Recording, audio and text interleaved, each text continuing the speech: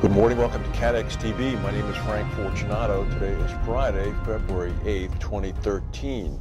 There's a big blizzard heading to the northeastern United States. It's poised to dump up of 3 feet of snow from New York City to Boston.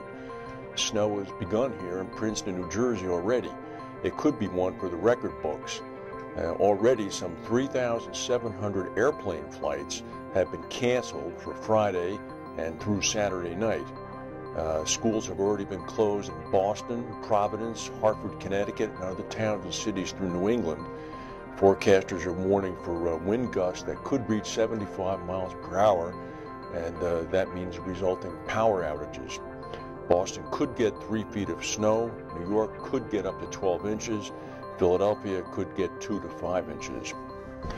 Tests by Boeing that were approved by the Federal Aviation Administration before the 787 Dreamliner was certified to fly showed minimal danger of smoke, let alone fire, coming from those lithium-ion batteries. This is according to the FAA. Actually, from the National Transportation Safety Board, they said this today. The battery fire on the Boeing Dreamliner back in January started in one of the 8 battery cells that make up the lithium-ion battery. And then it spread to the other cells and experienced something called a thermal runaway. According to Boeing's tests, done over millions of hours of testing that were submitted to the government, such a propagation from one cell to another could not occur.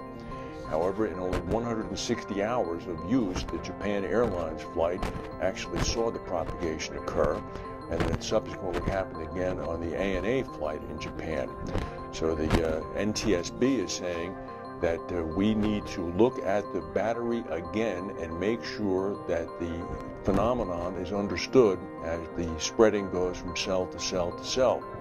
This is going to be a much longer process for Boeing and the Dreamliner than anybody had thought. Meanwhile, Airbus is reportedly considering dropping the lithium-ion batteries and switching back to traditional units for its new plane that they're working on, the Airbus 350. They've not officially confirmed this. They said, let's not get ahead of ourselves, but they're reportedly looking to make the switch. The French company SAFT makes both the old and new lithium battery for Airbus. Nobody responds to any comment. Aon Benfield's CAT modeling group called Global Impact Forecasting came out with their January 2013 results. And that is just a week ago, January ended, and I guarantee you're going to be surprised at this. This is flooding damage that occurred during the month of January. Torrential monsoons caused severe flooding throughout the Indonesian capital of Jakarta, killing 41 people. We did report that. However, according to the Aon Benfield modeling group, some $31 billion in total economic losses were caused in Jakarta by the flooding, and $311 million in insured losses were caused. Nobody had any idea it was that big. Meanwhile, the flooding in Australia's states of Queensland and New South Wales also was catastrophic. According to the Insurance Council of Australia, about $313 million US in insured losses were caused. In Queensland alone, apparently $2.5 billion in economic losses were caused. According to Steve Jakubowski, who's the president of Impact Forecasting, flooding remains a major challenge for countries across the world, and yet it is still one of the lesser modeled perils on a global basis. Well, I think after Superstorm Sandy, people in the United States are aware of that, that's for sure.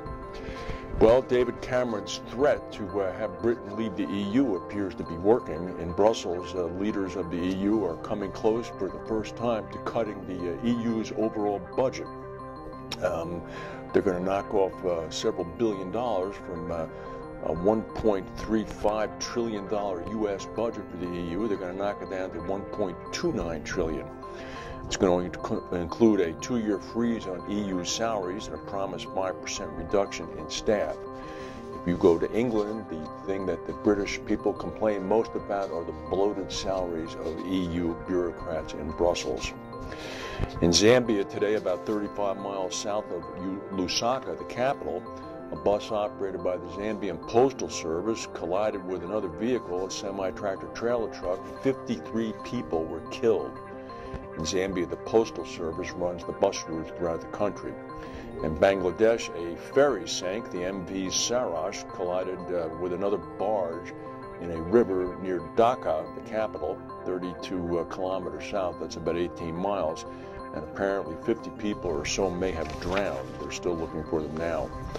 A U.S. insurance firm has indeed filed a lawsuit against Lance Armstrong, demanding that he return $12 million in bonus money that he received for his Tour de France victories.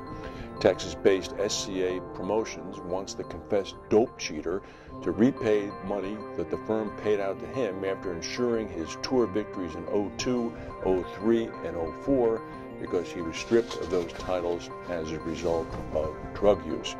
According to the attorney for the insurer, we think there are several avenues for us to seek recovery on this. No kidding. This is a civil liability lawyer's delight. While we're waiting for the snow, that's the news for today. If we have any breaking news, we'll come back and tell you. Have a good weekend, and we'll see you Monday.